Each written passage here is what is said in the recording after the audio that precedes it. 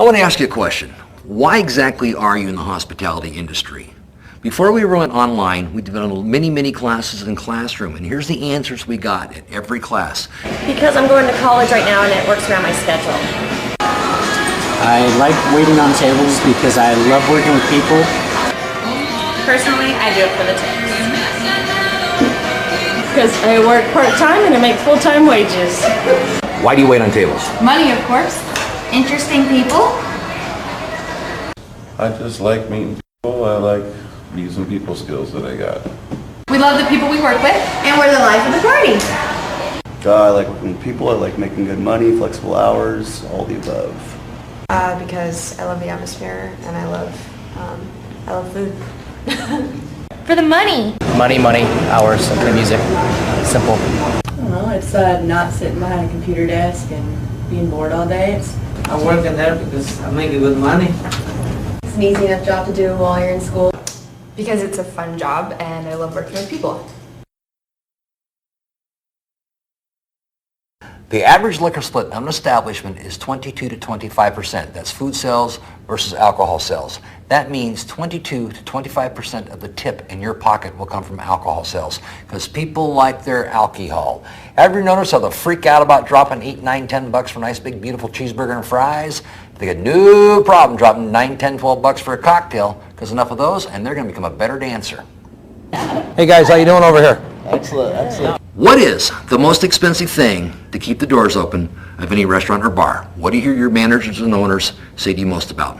I'm going to guess it's going to be get off my clock, the payroll. Well, the most expensive thing to keep the doors open of any restaurant or bar is the same thing that will cost you most as a server. It is called an empty chair. The number one reason people do not return to establishments is poor service. Let me ask you a quick question. What is the end result of good service? Two things happen. One, the guest comes back, and number two, you receive a better tip. Let me ask you a question, and be honest with yourselves about this. Have you ever noticed the more drunk somebody gets, the less of a tip you make? Now, some of you may look at me and go, that's not true, but go back times you got to cut somebody off. What happens to your tip? And I'll be honest with you, when I first started serving alcohol, my automatic assumption was if people got toilet hugging, fall down drunk, they're going to leave the dollars on the table as they slid down. Because most of them told me they're going to tip me well. It's like, oh, we're taking good care of you. We like you. That's the death knell. They get up and they leave, and they leave you 50 cents. Like, gee, that's a half a phone call I can afford. You're the best. My point is this. If you control the problems with alcohol, it is a form of better service. And I really do believe that. Why do you think people drink alcohol? I believe some people drink because it's a habit, like going to the ball game or something, you know, you gotta have a beer. People drink because either they're bored, sad, or lonely. Sometimes I like to drink just for after a hard day of work. Just helps me to relax before bed. Why do I drink? For the buzz. Peer pressure because my friends are doing it. It's 5 o'clock somewhere. Liquid courage. To loosen up, have a good time. Thirsty. Again, some of the answers we've received in our classrooms as well, they drink because they want to relax. It's social.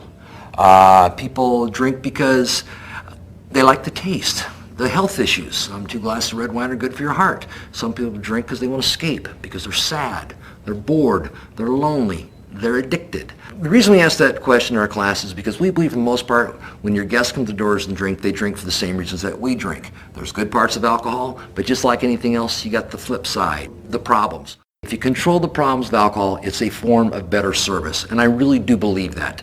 Not because of what I do for a living now, but way back when I was waiting on tables, I got that concept, and I'll tell you when it really hit me. I was waiting on a party of 6 businessmen, and these guys were on the corporate account. Now that would generally mean ka-ching, it's not coming out of their pocket, they're laying that tip down. In fact, I had banked that big tip in my mind because these guys were loving me. Well, they ordered one more round. So when you question it, you go, all right, guys, I like you. Brought them out that last cocktail. They finished it. They're not laughing and joking anymore. They would like their check, please. Brought them out their tab. Now it's a whole lot more than they thought it was going to be. They're over their budget, and whose fault was that? That's right, it was mine, and they told me all about it. It's like, you should tell us how much these drinks are. You're a big boy, figure it out on your own. They left me an 8% tip. That last round cost me money out of my pocket.